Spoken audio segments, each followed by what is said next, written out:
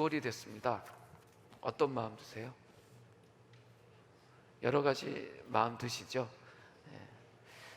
12월 준비하면서 저도 여러 가지 마음이 들었는데,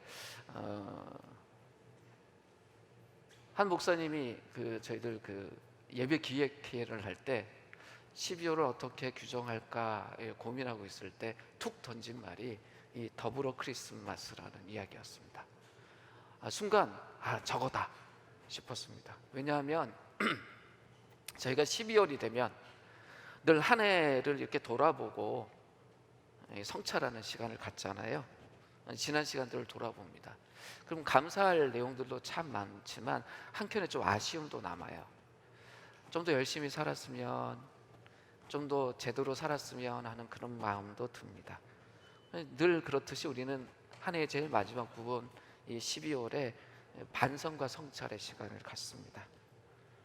이렇게 지나온 시간을 돌아보고 반성하고 성찰하는 것 정말 중요합니다. 왜냐하면 지금 내가 서 있는 삶의 모습이 어떠한지 점검할 수 있어서 그렇고요, 앞으로 이어질 삶들을 제대로 준비하고 계획할 수 있는 기회가 돼서 그렇습니다. 그렇기 때문에 이 반성과 성찰이라는 건 정말 제대로 해야 합니다. 그러려면 그 반성과 성찰을 할 때 기준이 명확해야 합니다. 한번 상상을 해보세요. 한 해를 돌아보면서 자기 자신을 반성하고 성찰하는데 그 기준이 좀 더 저 사람을 괴롭혔어야 하는데 라는 걸로 만약에 반성하고 성찰한다면 그 반성과 성찰의 결과가 어떨까요? 끔찍할 겁니다. 오히려 하지 않는 것보다 못하겠죠. 그렇다면 하나님 나라의 가족인 우리는 어떤 기준을 가지고 우리의 삶을 돌아보고 성찰하고 반성해야 할까요? 하나님은 이미 우리에게 우리의 삶을 돌아볼 때 중요한 기준을 아주 선명하고 명확하게 이야기하셨습니다. 우리 삶에 있어서 가장 중요한 가치를 가장 단순한 언어로 우리에게 이야기하신 게 있습니다. 그것이 뭐냐면 하나님을 사랑하고 이웃을 사랑하라는 것, 그리고 서로 사랑하라는 것입니다. 바로 우리는 이것을 기준으로 우리의 삶을 성찰할 필요가 있습니다. 하나님을 향한 나의 사랑이 어떠했는가? 이웃을 향한 나의 사랑이 어떠했나? 또 서로를 향한 사랑이 어떠했나? 돌아봐야 합니다. 이것을 담는 좋은 말이 저는 더불어 크리스마스라고 생각을 했습니다. 그래서 12월 말씀 시리즈의 제목을 더불어 크리스마스로 정했고요, 첫 번째 순서로 찾는 이와 더불어라는 주제로 함께 말씀을 나누려고 합니다. 찾는 이를 향한 하나님의 마음이 어떠한지 그것을 살펴서 정말 우리가 1년 동안 찾는 이를 향해서 어떤 모습이었는지 좀 점검하고, 새롭게 다가오는 2020년에는 우리가 찾는 이들에 대해서 어떤 시선으로 바라보고 또 어떻게 행동하고 어떤 손길이 되어야 되는지 함께 정리해 봤으면 합니다. 누가복음 15장 1절에서 10절 말씀, 그 속에 이 찾는 이를 향한 하나님의 마음이 담겨져 있습니다. 그래서 그 본문을 저희들 함께 읽어봤으면 좋겠습니다. 1절부터 10절까지 같이 읽겠습니다. 세리들과 죄인들이 모두 예수의 말씀을 들으려고 그에게 가까이 몰려들었다. 바리새파 사람들과 율법 학자들은 투덜거리며 말하였다. 이 사람이 죄인들을 받아들이고 그들과 함께 음식을 먹는구나. 그래서 예수께서는 그들에게 이 비유를 말씀하셨다. 너희 가운데서 어떤 사람이 양 100마리를 가지고 있는데 그 가운데서 한 마리를 잃어버리면 99마리를 들에 두고 그 잃은 양을 찾을 때까지 찾아다니지 않겠느냐. 찾으면 기뻐하며 자기 어깨에 메고 집으로 돌아와서 벗과 이웃 사람들을 불러 모으고 나와 함께 기뻐해 주십시오. 잃었던 내 양을 찾았습니다 하고 말할 것이다. 내가 너희에게 말한다. 이와 같이 하늘에서는 회개할 필요가 없는 의인 99보다 회개하는 죄인 한 사람을 두고 더 기뻐할 것이다. 어떤 여자에게 드라크마 연립이 있는데 그가 그 가운데서 하나를 잃으면 등불을 켜고 온 집안을 쓸며 그것을 찾을 때까지 샅샅이 뒤지지 않겠느냐. 그래서 찾으면 벗과 이웃 사람을 불러 모으고 말하기를 나와 함께 기뻐해 주십시오. 잃었던 드라크마를 찾았습니다 할 것이다. 내가 너희에게 말한다. 이와 같이 회개하는 죄인 한 사람을 두고 하나님의 천사들이 기뻐할 것이다. 읽었던 본문의 1절에서 누가가 이런 이야기를 해요. 세리들과 죄인들이 모두 예수의 말씀을 들으려고 그에게 가까이 몰려들었다. 그런데 유심히 보시면 구체적인 장소를 언급하고 있지 않고 그냥 가까이 몰려들었다라고만 표현하고 있어요. 그래서 이 1절의 이 문장은 어떤 특정한 시간에 특정한 장소에 이 무리들이 몰려들었다는 걸 표현하는 것이 아니라 당시 이스라엘 사회 안에서 무시받고 있었던 이 세리들과 죄인들이라고 표현된 이 무시받고 있었던 이들이 예수님에 대한 신뢰가 점점 커지면서 예수님께 몰려들었다라는 이 상황을 요약해서 보여주는 문장이라고 말할 수 있습니다. 세리들이라고 불리는 이분들은 우리가 자칫 잘못하면 돈 많은 어떤 세금 걷는 어떤 관리들처럼 생각할 수 있는데요, 그런 분들이 아니고 통행세나 관세나 조세나 사용세를 거두는 아주 하급 직원이었습니다. 이분들은 너무 궁핍한 사람들이었기 때문에 먹고 살기 위해서 이 불명예스러운 이 직업을 선택할 수밖에 없었던 계층의 사람들입니다. 이분들 대부분 생계를 위해서 일을 했어요.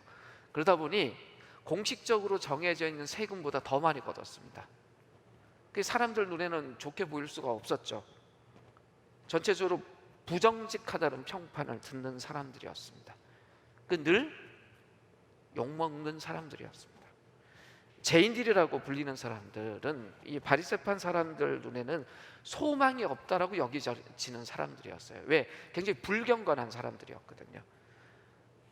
모세가 정한 율법이 있었어요. 이럴 때는 어떻게 해야 되고 저럴 때는 어떻게 해야 된다. 특별히 정결 예법이란 게 있었는데 거기에 대해서 바리새파 사람들이 좀 잘 정리한 기준들이 있었습니다.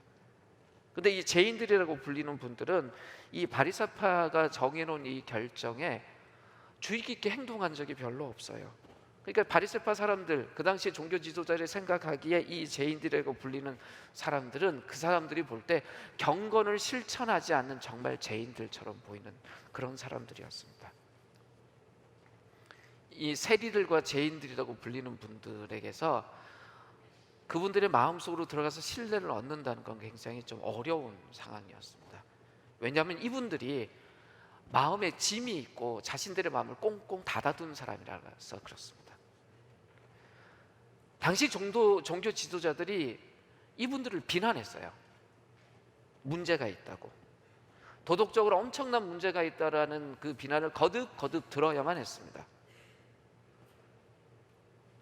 좋은 이야기도 한두 번이라 그러는데 그 이야기 계속 들어보세요. 얼마나 마음에 상처가 되겠어요. 마음의 문을 닫을 수밖에 없죠. 특별히 종교 지도자들에 대한 반감이 굉장히 컸습니다. 종교 지도자들이 이 분들을 향해서 이렇게 말할 수 있었어요. 인간 쓰레기 같다고. 그러면 이분들은 이 종교 지도자들을 향해서 뭐라 그럴까요? 위선자들이라 그러고 이 두 그룹 사이에는 엄청난 반감이 있었습니다. 이런 분들 마음속으로 들어간다는 게 결코 쉽지 않습니다. 예수님의 위치에서 한번 생각해 보세요. 보통의 사람들 눈에는 예수님도 납비처럼 보이고 새로운 종교 지도자처럼 보였던 분입니다. 근데 그분이 이 세리들과 죄인들이라고 불리는 이분들의 마음속으로 들어간다는 것이 쉬운 일은 아니었을 겁니다. 근데 예수님은 그 일을 해내서요. 그분들처럼 아주 형편없은 인생이 되면서 그걸 해낸 것도 아니고 오히려 이 율법학자들이나 바리새인들보다 훨씬 더 도덕적으로 우월함을 드러내시면서도 이 율법학자들 바리새인들이 갖고 있었던 이 독선적인 어떤 도덕성, 그래서 타인을 정죄하고 그들을 구분짓는 이런 모습이 아닌 상태로 그 세리들과 죄인들이라는 사람들에게 다가가셨습니다. 그리고 서서히 그분들에게 신뢰를 얻고 그분들과 함께 하십니다. 그들을 있는 그대로 보셨어요. 그들의 필요를 돌아보세요. 때로 이 위선적인 종교 지도자들이 이 그룹에 대해서 정죄할 때는 오히려 이 세리들과 죄인들의 편에 서시기까지 하면서 종교 지도자들의 그 위선을 차근차근 하나씩 깨트리고 도전하셨습니다. 이런 일이 벌어졌기 때문에 세리들과 죄인들이 예수님 앞으로 나왔던 겁니다. 바로 그 상황을 요약한 것이 1절의 내용입니다. 세리들과 죄인들이 모두 예수의 말씀을 들으려고 그에게 가까이 몰려들었다. 이런 모습이 생길 때 기존에 있었던 종교 지도자들은 이런 모습이 반가웠을까요? 아니요. 정말 싫었을 겁니다. 예수님을 바라보는 이 종교 지도자들의 눈이 곱지 못했죠. 못마땅하게 여겼습니다. 이 바리새인과 율법학자들이 예수님에 대해서 보인 반응을 압축적으로 표현하는 그 표현이 투덜거림입니다.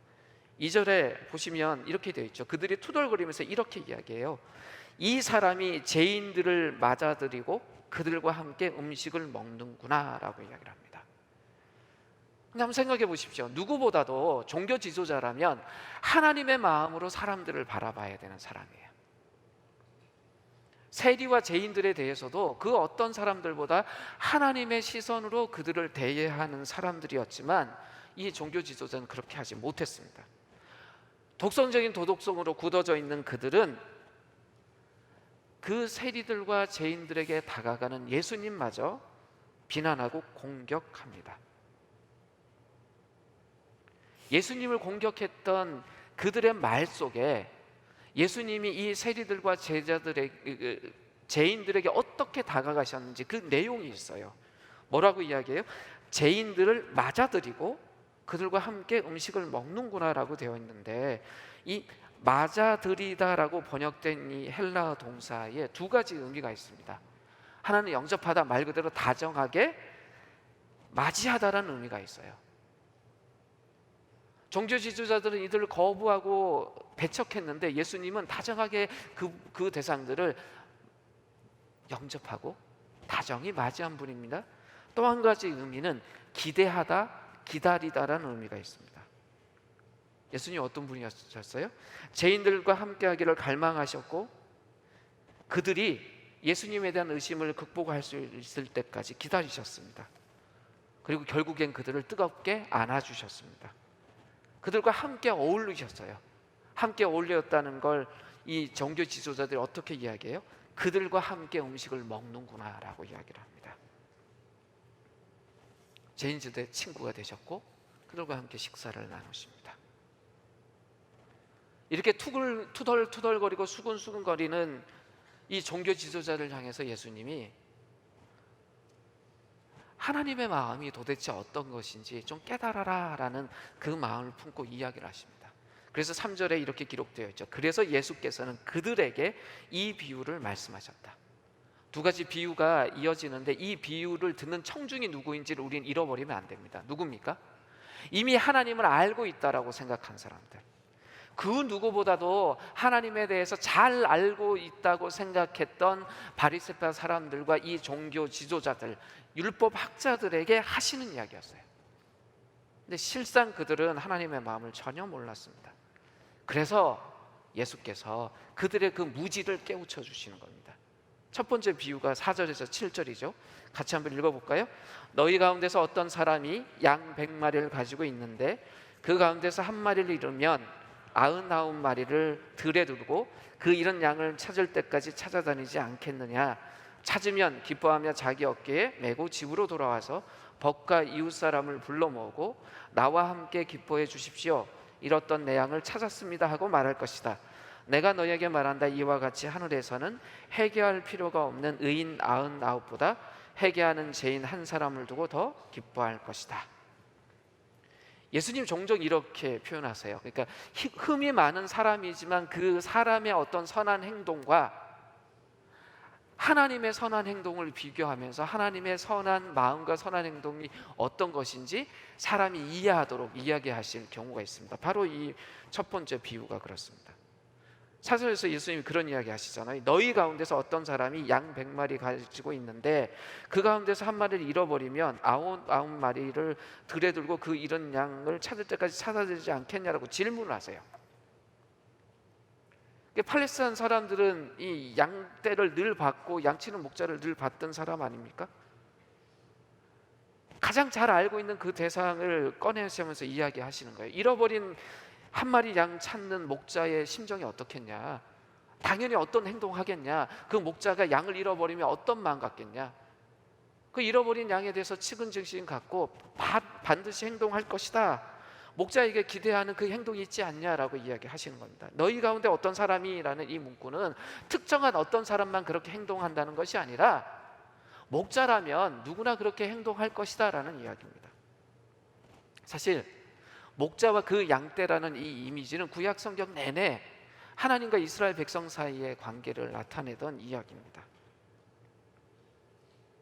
목자가 100마리 양 중에 한 마리 양을 잃어버려도 그 잃어버린 양이 손실되지 않도록 애를 쓰고 노력하는 것처럼 하나님은 한 영혼도 잃어버리는 것을 용납하지 않는다, 그것을 이야기하고 싶으신 거죠.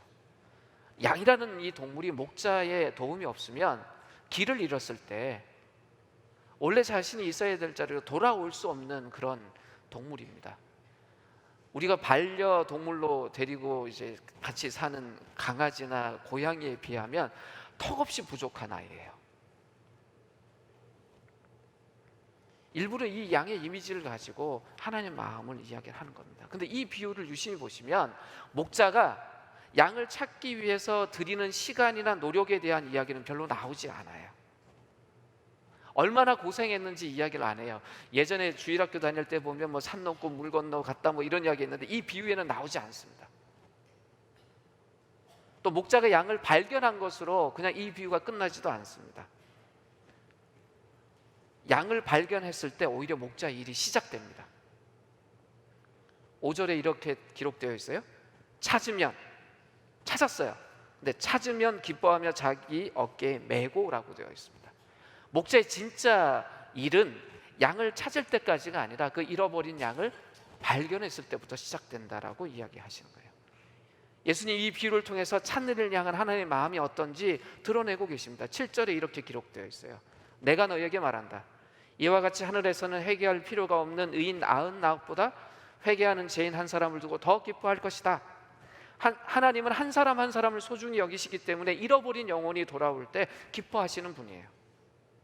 예수는 이 하늘의 마음, 이 들떠있는 기쁨을 회개할 필요가 없는 의인에 대해서 느끼는 기쁨과 비교해서 이야기를 하세요.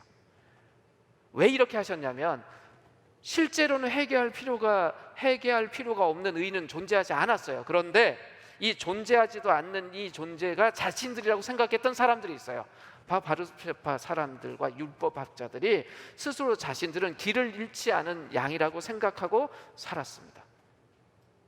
목자인 하나님께 신실한 양이다라고 생각한 거죠. 그래서 이 비유에서 부득불 예수님은 그들이 결함이 많고 독성적인 시각을 갖고 있었음에도 불구하고 그 위치에 그들을 두십니다. 왜냐하면 핵심 욕지에서 벗어나지 않게 하시기 위해서.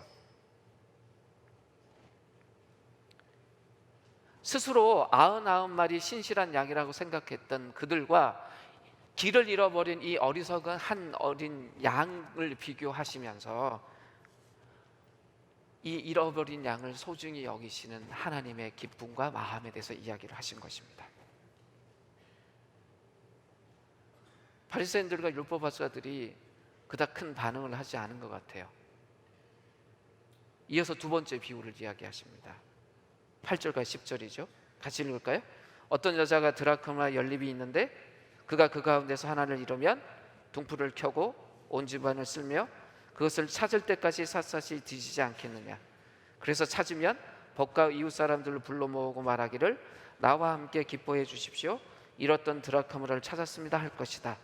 내가 너희에게 말한다. 이와 같이 회개하는 죄인 한 사람을 두고 하나님의 천사들이 기뻐할 것이다. 이 드라크마, 한 드라크마라고 하는 건 하루 일당 정도 되는 금액이에요. 크다고 할 수 있는 금액은 아니지만 그래도 소중한 거죠. 여인은 그것을 찾을 때까지 다른 모든 일을 중단하고 집안을 샅샅이 뒤졌다는 겁니다. 이 두 번째 비유도 첫 번째 비유하고 똑같이 무언가를 열심히 찾는 내용이고 기뻐하는 것으로 끝이 납니다. 예수님은 이 두 가지 비유를 통해서 찾는 이를 향한 하나님의 마음이 어떤 것인지 명확하게 전달하세요. 하나님은 사람들을 사랑하시는 분입니다. 그래서 그 한 영혼이 하나님께 돌아올 때 그 죄인들의 회개를 정말 소중히 여기십니다. 그 당시 종교 지도자들에게 그 무지를 깨트리기 위해서 주셨던 예수님의 이 두 비유 속에서 우리는 하나님의 마음을 볼 수 있습니다. 이 자기중심석에 갇혀 있었던 이 바리새파 사람들, 이 율법학자들과는 도무지 비교할 수 없는 하나님의 마음. 자기 자신이 기준이 되면 자기 자신을 기준으로 사람들을 구분해요. 자기 기준으로 사람들의 등급을 매겨요. 평가합니다. 그렇게 등급이 매겨지면 매겨진 등급에 따라 사람들을 대합니다. 이 바리새파 사람들이 그랬습니다. 근데 예수님 이렇게 사람들에게 등급 매기고 분류하는 제도 전체를 거부하셨어요. 사실 예수님이 이 땅에 오신 이유가 그것이었어요. 사람들 사이를 가르고 등급을 매기고 평가하는 이런 모든 장벽을 깨트리기 위해서 예수님은 이 땅에 오셨고, 그 장벽을 깨트리기 위해서 자신의 몸을 깨트린 분이십니다. 하나의 제일 마지막에 있는 12월, 이 계절은 이 모든 장벽을 깨트리기 위해서 예수가 이 땅에 오셨음을 기억하고 기념하고 또 감사하고 경축하는 시간이기도 합니다. 예수가 오심으로 시작된 그 하나님 나라의 놀라운 이야기가 지금 우리의 이야기가 되도록 깊이 성찰하는 시간이기도 합니다. 오늘 우리는 세례식을 행합니다. 오늘 세례식 예배로 드립니다. 하나님을 만난 이들의 고백을 우린 듣고 나눕니다. 그리고 그들을 가족으로 맞이하고 축하하고 축복하는 시간을 갖습니다. 이제 세례자들의 고백을 함께 나눌 텐데, 이 고백 속에서 우린 두 가지를 집중해서 보아야 합니다. 첫 번째는 이 예수님의 비유를 통해서도 살펴보았던 찾는 이를 향한 하나님의 마음이 어떻게 이분들의 고백 속에 담겨져 있는지 봐야 되는 것이고요. 두 번째는 그리스도를 통해서 하나님의 자녀가 됐을 때 보이는 실제의 모습이 어떠한지를 우리가 봐야 합니다. 오늘 우리는 어떤 추상적인 개념이나 사상에 대해서 설명하고 이해하는 것이 목표가 아니라 진짜 삶의 이야기를 듣고 나누는 것이 목표입니다. 9번의 귀한 형제자매들이 세례를 받는데요, 저마다 정말 삶의 진정한 고백을, 솔직한 고백을 나누어 주셨습니다. 간증문을 읽으면서 마음이 참 뜨겁기도 하고 무겁기도 하고, 한 분 한 분 인생 속에 있었던 그 여정을 생각하면서 어떨 땐 울컥해서 한동안 아무것도 하지 못하는 그런 경험도 했습니다. 일부 예배에 네 분의 귀한 형제자매들이 세례를 받게 됩니다. 처음으로 소개하려고 하는 분은 오랜 시간 대학에서 화학을 가르치시다가 은퇴하신 김영애 형제님입니다. 은퇴하신 교수님이세요. 앞에 계신데 딱 보면 포스가 느껴지시죠? 여기 계세요. 부산 동네에서 태어나셨대요. 근데 태어나셨을 때 그 마을에는 교회가 아예 없었다고 이야기를 하십니다. 대학에 진학할 때 서울로 오셨대요. 근데 이 서울로 올라오실 때까지 기독교에 대한 생각은 크리스마스 축제, 이것이 전부였다고 해도 과언이 아닌 그런 상황이었다고 이야기를 하셨어요. 물론 주변에 친구들 중에 뭐 기독교인들이 있긴 했지만 대화의 그 큰 주제가 아니었다라고 이야기를 하십니다. 근데 서울에 와서도 크게 상황은 달라지지 않으셨대요. 이제 서울에 오셨으니까 유학으로 오신 거잖아요. 그 하숙집에 늘 계셨는데 하숙집에서 그때 토론이 많으셨대요. 근데 주요한 내용이 뭐였냐면 유신 독재에 대한 이야기, 그리고 그 독재에 저항하는 몇몇 교회와 목회자들의 이 소식을 듣는 것이 기독교에 대해서 듣는 전부였다고 이야기를 하세요. 근데 이 김영애 형제님의 삶의 변화가 벌어진 게 뭐였냐면 유학을 가시면서부터였습니다. 유학 가서 이제 자연스럽게 유학생 공동체에 이렇게 적응하면서 교회에 연결되고, 그 이후에 좋은 교회에 또 좋은 목사님을 만나면서 신앙의 성장이 있었다고 이야기를 하세요. 그리고 유학이란 학업을 거의 마칠 때쯤 되어서, 지금의 기준으로 돌아보면 자격 미달이지만 세례도 받으셨답니다. 그리고 이제 한국으로 귀국을 하시고 그 보금자리를 천안으로 잡으셨다고 해요. 그래서 천안에 딱 보금자리를 잡으면서 그 천안에서 가장 큰 교회에 등록도 하셨는데, 직업이 교수시고 이미 세례 받은 세례 교인이라는 자격이 있으셨잖아요. 그래서 바로 그 교회에서 서리 집사도 되시고, 그래서 열심히 교회에 출석하시고 봉사도 많이 하셨대요. 근데 본인 스스로 이래요. 이중생활 하셨대요. 주중에는 서울에서 세속에 물들어 있었고 주말에는 내려가서 신앙생활 했다. 표현을 이렇게 하셨어요. 방학 때는 열심히 활동하는 이중적인 신앙생활을 했습니다. 예, 교수라는 직업을 갖고 계셔서 그랬던 것 같아요. 그리고 나서 서울로 근거지로 옮기십니다. 근데 본인이 그러세요. 서울로 옮기는 이후에도 이중생활을 여전했다. 서울에서 와서 등록한 교회에서 안수받고 안수집사까지 되셨어요. 얼마나 그 교회가 정들었겠어요. 근데 실망스러운 몇 가지 문제들 때문에 그 정든교회를 떠나고 흔히 말하는 가나안 성도로 좀 사셨습니다. 그러다가 나들목 교회를 방문해야 야만 하는 일이 있었습니다. 둘째 자녀의 세례식이 있어서 오늘 같은 날이었던 거죠. 근데 교회 왔는데 예배당도 없고 예배 분위기도 낯설고 정말 좀 불편하셨대요. 근데 그날 사건 하나가 벌어집니다. 정말 그토록 듣고 싶었던 설교를 그날 들으셨대요. 두루뭉실한 원론적인 이야기도 아닌, 정말 본질을 회피하는 그런 이야기가 아닌, 정말 우리 삶에 대한 실제적인 메시지를 들으셨대요. 그날이 세월호 참사에 대해서 기독교인들이 어떻게 바라보고 행동해야 되는지에 대한 말씀이 선포되는 날이었습니다. 나들목교에 대한 인상을 이렇게 표현하셨어요. 두루뭉실한 말로만의 사랑이 아닌 진짜 사랑을 실천하고 있다는 느낌을 받았다. 그래서 이 교회에 정식으로 등록했다. 그리고 나서 이렇게 쓰셨어요. 교회에 정식 등록한 게 처음이 아니라서 신입 교육이 처음이 아니었다. 그렇죠. 이미 여러 번 받으셨잖아요. 그런데 그 다음에 이렇게 쓰셨어요. 그런데 입금이가 된 김신종 목자와의 교육은 전혀 다른 것이었다. 일방적인 전달이 아니라 소통이었다. 그리고 그 다음에 이렇게 쓰셨어요. 그동안 분리되어 있었던 교회 생활과 세속 생활에 대해 반성하고 회개하면서 실질적으로 예수님을 주님으로 영접했다. 예수가 주님이시다라는 고백을 자주 했지만 영접했다면 나의 생활은 어떤 것이어야 하는 의문이 계속 있었는데 이 의문의 답을 얻었다. 그래서 이제 공동체 앞에서 예수가 주님이시다라고 고백하고 가족이 되고자 한다. 이렇게 고백하셨어요. 오늘 우리 공동체는 김영애 형제님께 헌약식을 거행하기로 했습니다.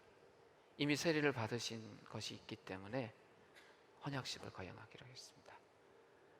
근데 김영희 형제님께 삶에 큰 짐이 하나 계셨어요. 이 간증문에 계속 반복되는 이야기가 뭐냐면 유신독재, 유신독재, 유신독재 여러 번 반복하세요. 대학 교수가 되셨잖아요. 20대 때 열심히 공부하셨거든요. 저하고 이야기하다가 제가 말씀드렸어요.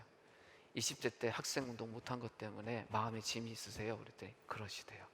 근데 지금은 굉장히 사회적인 활동을 열심히 하시고 정말 사랑을 실천하시는 분인데도 마음에 짐이 있으셨어요. 지금도 표정이 무거우세요. 그래서 제가 그랬어요. 선배님이 남겨놓은 몫이 있어서 제가 운동할 수 있었으니 그때 하지 못하신 거 이제 마음에 내려놓으십시오. 앞으로 더 멋진 삶을 살아갈 것을 기대하고 이 고백을 우리 공동체가 받고 함께 가족으로서 찾는 이들 또 세상을 하나님 섬기면서 그렇게 가려고 합니다. 두 번째 함께 좀 소개하려고 하는 자매는 박성환 자매예요. 울지 마요. 내가 울 거니까. 이분은 간증문에 본인이 제목을 정했어요. 내 삶의 항해의 끝이 되시는 주님이시여. 간증문에 스스로 제목 다신 분 처음 봤어요? 근데 처음에 읽으면서 이게 무슨 의미일까 몰랐는데 간증문 여러 번 읽고 나니까 이 의미를 알겠더라고요. 여러분도 한번 생각해 보세요. 제목이고요. 내 삶의 항해의 끝이 되시는 주님이시여. 그런데 간증문의 처음 시작이 참 무거웠어요. 계속되는 아버지의 가정 폭력 때문에 어려운 시간을 보내야 했던 어린 시절의 이야기로 시작됩니다. 제가 좀 읽을게요. 어린 시절을 떠올려 보면 혼자 있는 시간이 많았고 불안했고 우울했다. 때때로 아버지의 눈빛이 변했고 사람이 아닌 모습으로 어머니께 폭언하고 폭행하셨다. 내 기억으로는 일주일에 2번 이상 주기적으로 어머니를 때리셨고 자려고 누운 후에 우리 층 엘리베이터 소리가 날 때면 심장이 미친 듯이 쿵쾅거렸다. 어머니를 산으로 끌고 가 때리신 그날 어머니는 살기 위해 집을 도망치듯 나가셨다. 삶의 무거움을 이렇게 고백하면서 자매는 또 이렇게 이야기해요. 중2 때 어머니가 가출하신 후 생각보다 삶의 모든 것이 거지같이 바뀌었다. 아버지의 분노는 언니와 내게로 향했고 그때마다 내가 갈 수 있었던 유일한 장소는 집 앞의 교회였다. 죽는다고 해도 누구도 모를 것만 같은 상황 속에서 나의 생활을 궁금해해 주시고 챙겨주시는 권사님과 집사님, 목사님의 관심과 사랑 속에서 이전에 느껴본 적 없는 값없는 사랑을 경험할 수 있었다. 간증문에 보면 매일 아침에 눈 뜨는 게 되게 싫었었대요. 그런데 이렇게 고백해요. 어느 날 아침 눈을 뜨며 기적처럼 살아있음이 무섭지 않았고 아침 햇살이 답답하게 느껴지지 않았다. 그날 처음 하나님께 웃으며 말을 건넸다. 하나님 진짜 계시는군요.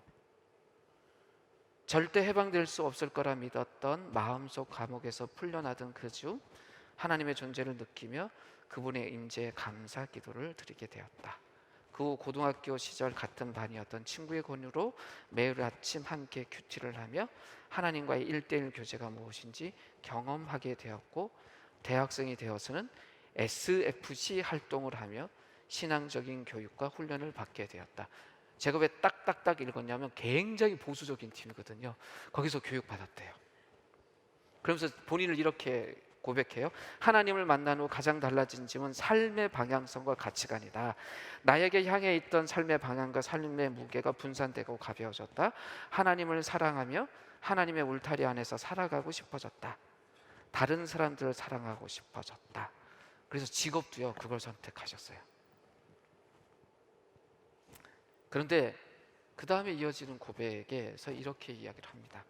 나름 신앙인이라 자신했지만 혜진 언니와 우리가 잘 알고 있는 그 혜진 언니입니다. 혜진 언니와 함께했던 풍삼초와 깊은 대화를 통해 나 자신이 하나님 앞에 어떻게 설 것인지 예수님이 얼마나 중요한 분인지 다시 한번 정리할 수 있었다. 그리고 간증문 제일 마지막에 이렇게 적어요. 모두가 나를 버릴지라도 끝까지 나를 버리지 않는 분, 나를 너무 사랑하셔서 인간의 몸으로 이 땅에 오신 예수님을 더 알고 싶고 그분과 더 가까워지고 싶다.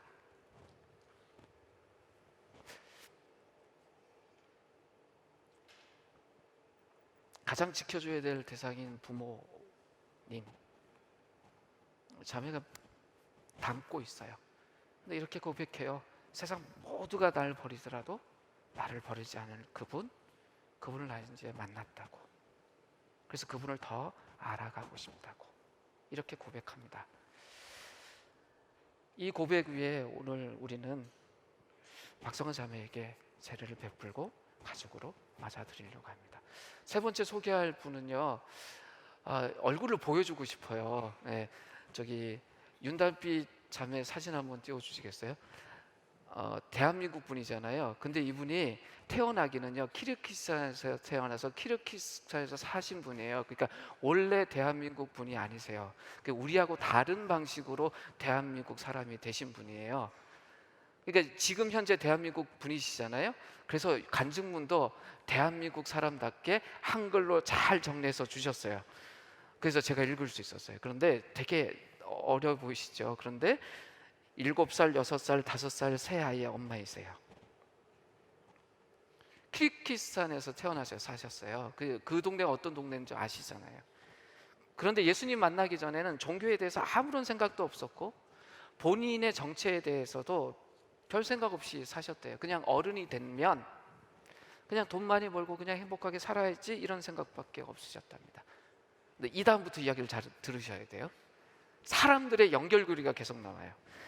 키르기스탄에 있을 때 남편과 같이 알았던 친구가 한 명 있었대요. 근데 그 친구를 통해서 한국 언니를 알게 되었대요.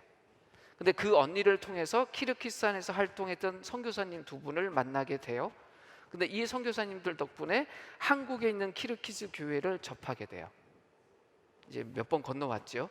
근데 그 선교사님들이 키르기스탄 언어를 너무 잘 알고 있었기 때문에 오히려 달빛 자매에게 한국어를 잘 가르쳐 줄 수 있었답니다. 근데 그 2분 중에 한 분이 나들목 교회에 다니고 있었대요. 한국 적응이 어렵고 힘든 일이 많을 때 그 한 분이 나들목 교회를 소개해 주셨답니다. 나들목 교회를 만나게 되면서 많은 사람들을 만났는데 그 중에 또 한 언니를 만나게 되는데 임혜진 언니예요. 오늘 2번 등장했어요. 이 임혜진 언니를 통해서 ISF를 알게 되고 주일 예배에 참여하게 되고 주일 예배에 참여해서 설교를 통해서 은혜를 받고 영적인 변화가 본인에게 일어났다.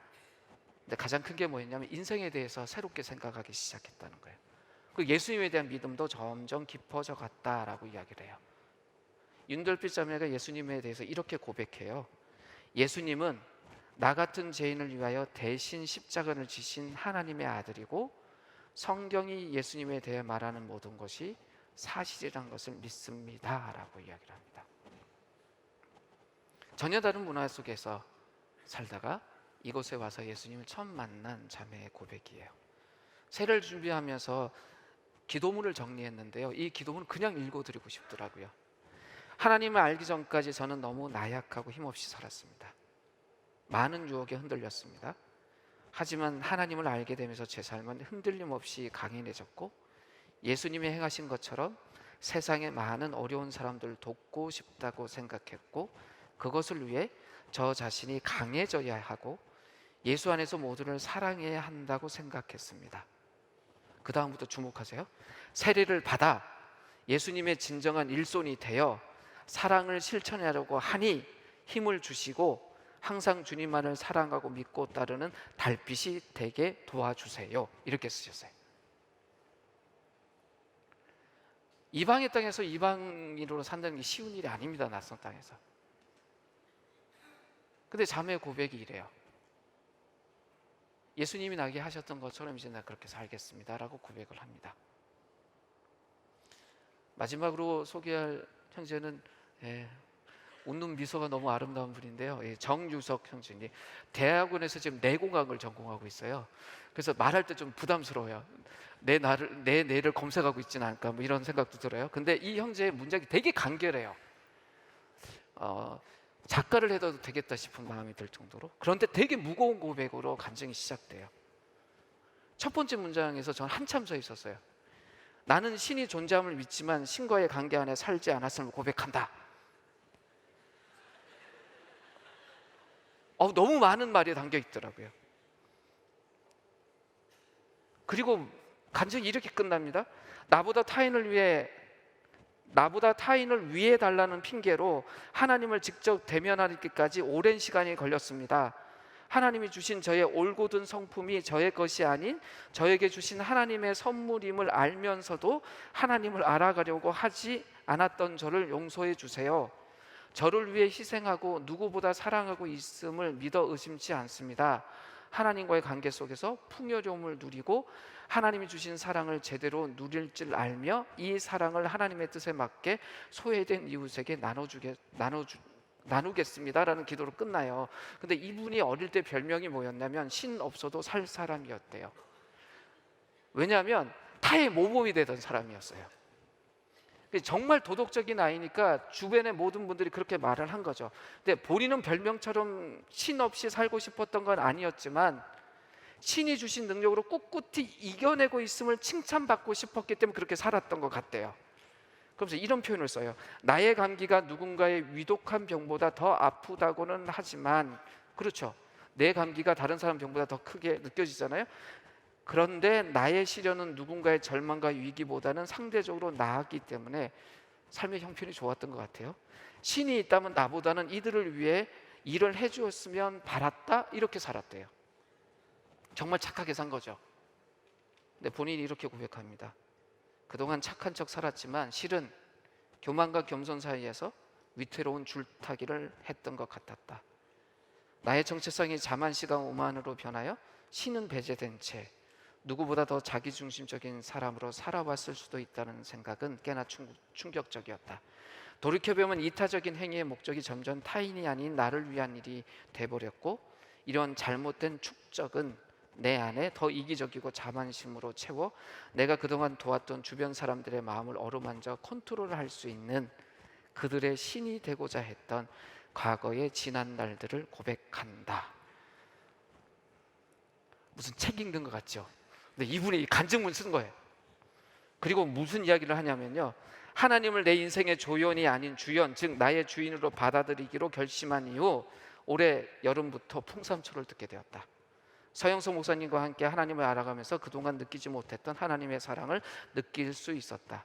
나를 있는 그대로 오롯이 사랑하시고 계시는 유일한 분이라는 사실은 나를 벅차게 하였고, 하나님이 우리를 대신해 십자가를 지셨다는 이야기가 이렇게까지 숭고하게 느껴질 수 없었다. 그동안 하나님을 믿는다는 착각 아래 직접 대면하지 않았던 지난 날을 반성하고 앞으로 하나님의 사랑을 더 느끼며 이러한 사랑으로 말미암아 이러한 사랑을 필요로 하는 이웃들에게 나누고 싶다는 생각이 들었다. 네 분의 고백을 들으셨습니다.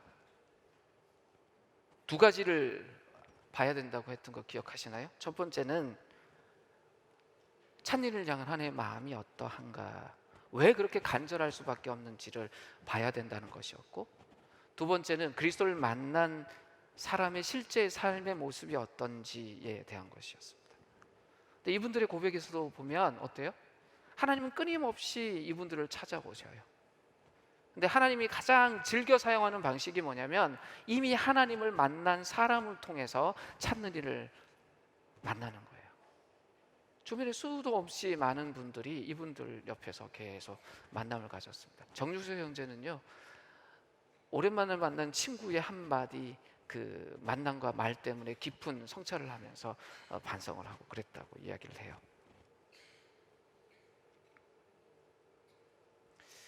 생명과 진리의 본질이고 근원이 하나님이십니다. 근데 이 하나님은 찾는 일을 찾을 때까지 찾아다니시는 목자이세요. 그저 마음으로만 잃어버린 영혼을 되찾겠다 이렇게 생각하시는 분이 아니라 정말 그들을 찾아내고 다시 데려오기 위해서 끝까지 수고하시는 분이에요.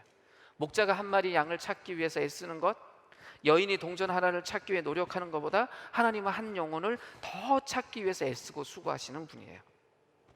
이 바리새파 사람들과 율법학자들, 이 세리와 죄인들을 무시하고 거부했습니다. 근데 예수님은 그들을 영접하고 어울리셨어요. 근데 바리새파 사람들이 그랬던 이유가 있어요. 왜냐하면 세리와 죄인들을 바이러스처럼 여겼어요. 자신들이 오염될 거라고 생각했기 때문에 그들을 거부하고 그들을 배척했던 겁니다. 근데 예수님 어떻게 합니까? 육체적으로든 영적으로든 오염될 것을 두려워하지 않으셨어요. 왜냐? 예수님 그분의 권능이 육체적인 질병이든 영적인 질병이든 모두 극복할 수 있었기 때문이에요. 이젠 우리 차례예요. 이미 예수를 만난 사람, 달리 표현하면 예수에게 바이러스가 오염이 돼서 지난 바이러스들로부터 다 깨끗하게 해결된 사람들, 그럼 우리는 어떻게 해야 되냐는 거예요. 예수처럼 찾는 이에게 다가가야 됩니다. 근데 찾는 일을 발견하는 자리에서 우리의 일이 끝나는 것이 아니라 그 찾는 이가 하나님의 가족이 될 때까지 우리의 일은 계속 이어집니다. 그래서 이 12월의 첫째 번 주제를 찾는 이와 더불어라고 정했습니다. 찾는 이가 하늘 가족이 될 때까지 우리는 찾는 이와 더불어 함께 해야 한다. 그것이 예수님이, 하나님이 우리에게 보여주시는 찾는 이를 향한 하나님의 마음입니다. 찾는 이와 그들이 우리와 함께 하나님의 가족으로서 함께 예배하고 함께 그 사랑을 누리는 그날까지 우리는 끊임없이 찾는 이들과 더불어 함께 해야 합니다. 이제 세례식을 진행하려고 해요. 이 네 분의 귀한 고백을 들으셨죠? 이분들이 찾는 이에서부터 지금까지 올 때까지의 그 사연들도 들으셨을 것입니다. 귀한 분들을 축복하면서 이 시간을 가졌으면 좋겠습니다. 이제 네 분 잠시 일어서시겠어요?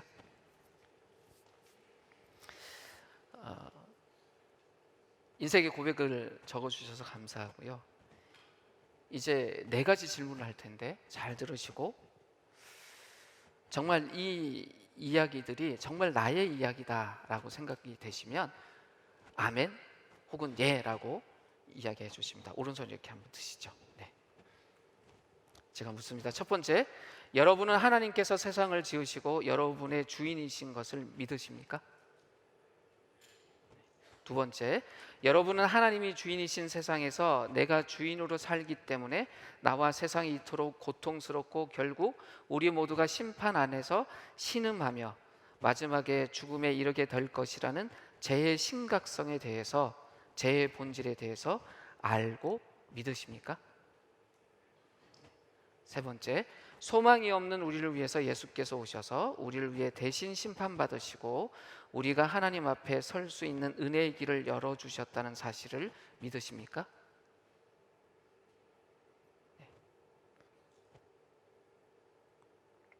마지막 질문입니다. 그러면 이제 자기가 주인이 되어 살던 삶을 버리고 예수님을 마음의 주인으로 받아들여서 예수님이 주인이 되신 삶을 지금부터 주님이 다시 오실 때까지 혹은 우리가 죽을 때까지 살 것을 약속하십니까? 네, 이제 손 내리시고 앉으세요. 이제 한 분 한 분 세례를 베풀 터인데요. 일단 김정예 형제님 올라오시죠. 이 자리에 올 때까지 동행하셨던 분들은 같이 나오시고요. 지금 마음이 어떠세요? 차차하세요? 왜요? 기쁘기도 하고. 40년 동안 갖고 계셨던 그 짐을 이제 내려놓으셔도 좋을 것 같아요. 멋지게 사셨어요. 이제 더 멋지게 사실 겁니다. 목사님 올라오세요. 이제 멋진 우리들의 선배가 되어주셨으면 좋겠습니다. 마음속에 짐은 내려놓으시고요. 자유하셨으면 좋겠습니다. 네, 이제 기도하겠습니다.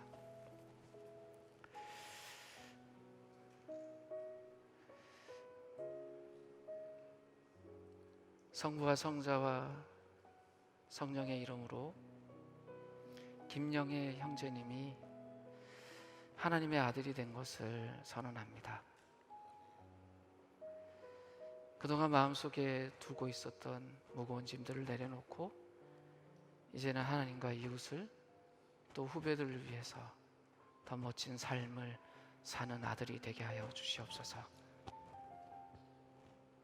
젊을 때 하지 못했던 일들에 대한 후회가 남아있는 날들의 삶에 있어서 더 큰 힘과 용기가 될 수 있도록 주께서 날마다 새롭게 인도하여 주시기를 기도합니다. 예수님의 이름으로 기도드립니다. 아멘.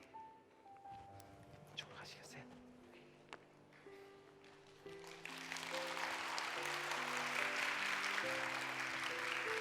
박성화 사모님.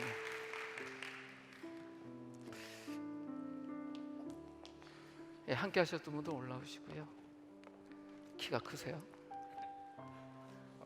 가까이 보세요. 울지 않아서 좋습니다. 어려운 이야기를 하나 해도 될까요?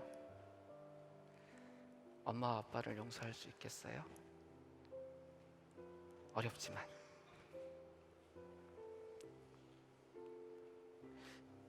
놓아버립시다. 그리고 이제는 웃으면서 살아갈 수 있었으면 좋겠어요.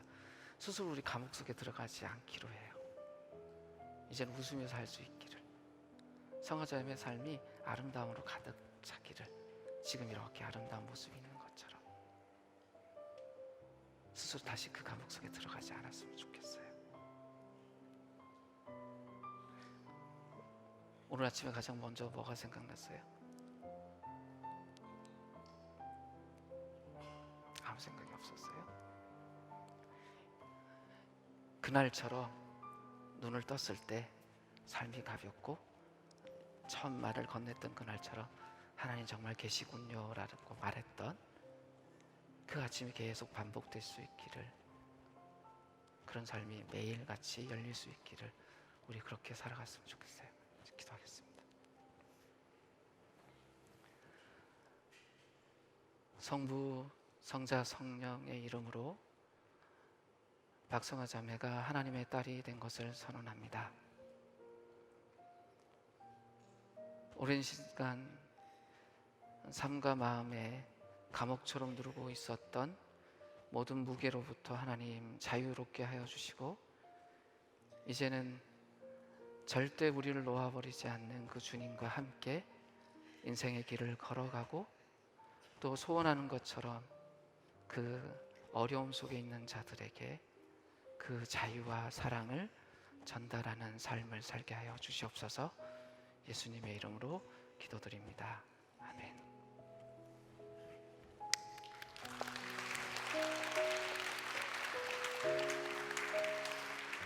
달빛 자매님,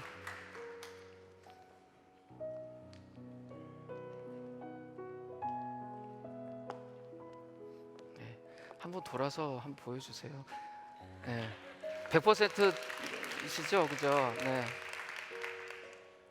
저는 이 세례식 전에 딴 데서 뵀을 때 한국 분인 줄 알았어요. 근데 이제 간증부 보고, 네. 어때요, 마음이? 기뻐요. 네. 여기까지 왔다는 게 믿기지가 않고 앞으로는 더 기쁜 일들이 많을 거예요. 본인의 회복을 위해서 기도한다고 했잖아요. 네. 하나님 매일 그 날들을 주실 거예요. 그리고 본인이 고백했던 것처럼 다른 분들을 회복시키는 일에 귀하게 사용될 거예요. 네, 기도하겠습니다. 성부, 성자, 성령의 이름으로 윤달빛 자매가 하나님의 딸이 된 것을 선언합니다. 낯선 이방의 땅에서 와서 이제는 가족이 되었습니다. 이제 새로운 관계 속에서 만나는 사람들에게 하나님의 사람으로서 사랑을 전하고, 아파하는 자들과 함께 울고 웃으면서 하나님이 함께 하시는 그 회복을 나누고 전하는 사람으로 살게 하여 주시옵소서. 날마다 아름다운 미소가 더 아름다워지게 하여 주시고, 함께하는 웃음의 소리가 더 커져갈 수 있도록 주님이 함께 하여 주시기를 기도합니다. 예수님의 이름으로 기도드립니다. 아멘.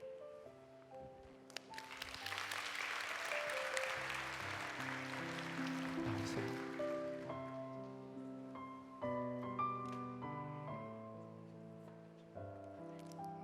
그분이군요. 네, 올라오세요. 이분을 여기까지 오게 만든 여자친구세요. 네, 일부러 뺐어요. 네, 나오실 것 같아서. 어때요?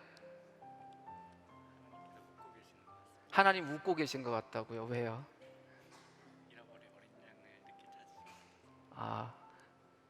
그대로 전달해 드릴게요. 잃어버린 양을 늦게 찾으셨대요. 본인이 오래 걸어왔거든요. 아니에요. 가장 좋은 때 오신 거예요. 앞으로 어떻게 살래요? 어려운 질문했잖아요. 정답 이야기예요. 하나님을 주인으로 모시고 살겠대요. 앞으로의 삶이 더 멋있는 형제일 겁니다.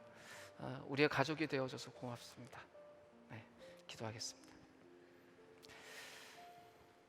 성부, 성자, 성령의 이름으로 정유석 형제님이 하나님의 아들이 된 것을 선언합니다.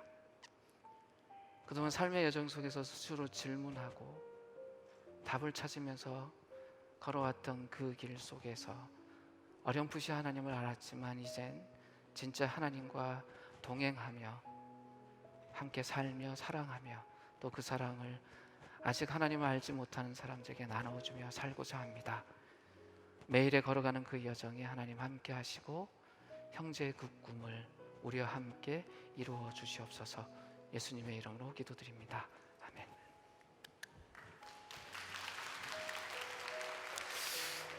이제 찬양팀 올라오셔서 이 귀한 분들의 오늘 세례와 또 혼약식을 축하하는 시간을 가질 터인데요.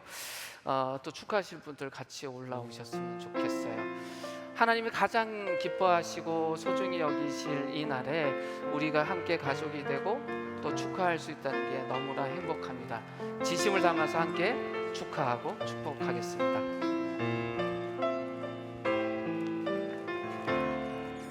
이 찬양에 하나님의 마음을 담아서 우리 함께 축복하도록 하겠습니다. 하나님은 너를 만드신 분, 너를 가장 많이 알고 계시며 하나님은 너를 만드신 분, 너를 가장 깊이 이해하신단다. 하나님은 너를 지키시는 분, 너를 절대 포기하지 않으며 하나님은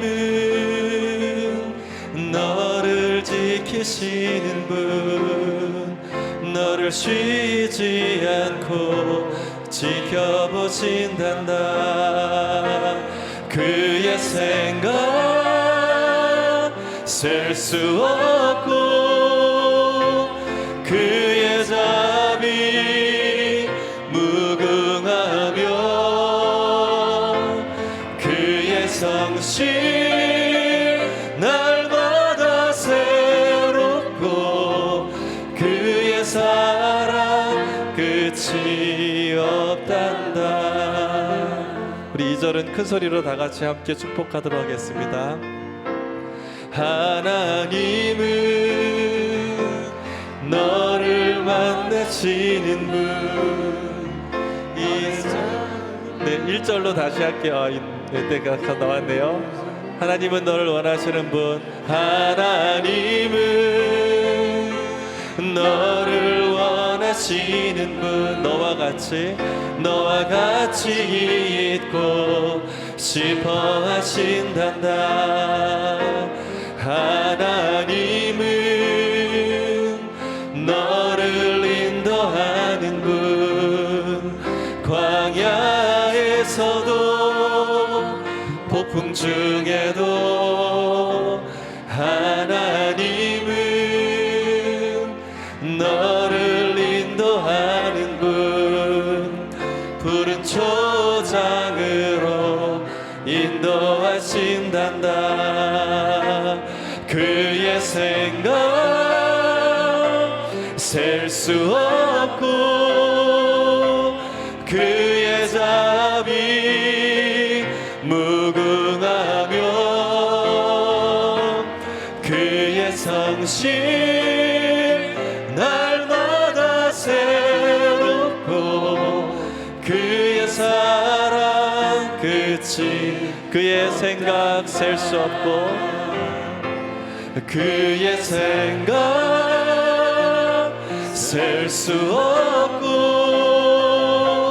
그의 자비 무궁하며 그의 성실 날마다 새롭고 그의 사랑 끝이 없단다. 기도했으면 좋겠습니다. 여기까지 걸어오게 하신 하나님의 사랑에 대해서 함께 감사하기도 하고요. 앞으로 걸어갈 길을 축복하면서 이 네 분을 위해서 함께 기도했으면 합니다. 함께 축복하면서 기도하겠습니다. 주님 아버지,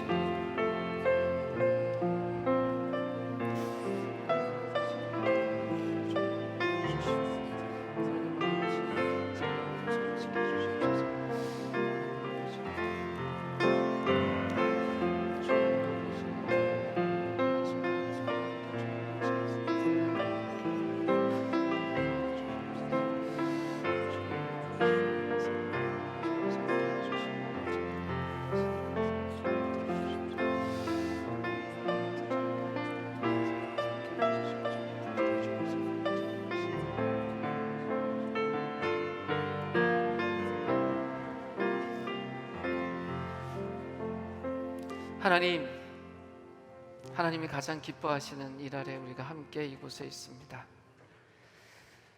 네 분의 인생 속에 하나님이 함께 걸으시면서 들려주셨던 이야기가 이제는 더 큰 울림이 되어서 더 큰 사랑으로 한 명 한 명의 삶 속에 울려 퍼질 뿐만 아니라 그 주변에 있는 사람들에게, 아직 그 하나님의 사랑을 알지 못하는 사람에게도 들릴 수 있도록 귀한 네 분의 삶을 축복하시고 힘있게 이끌어 주시기를 기도하고 소원합니다.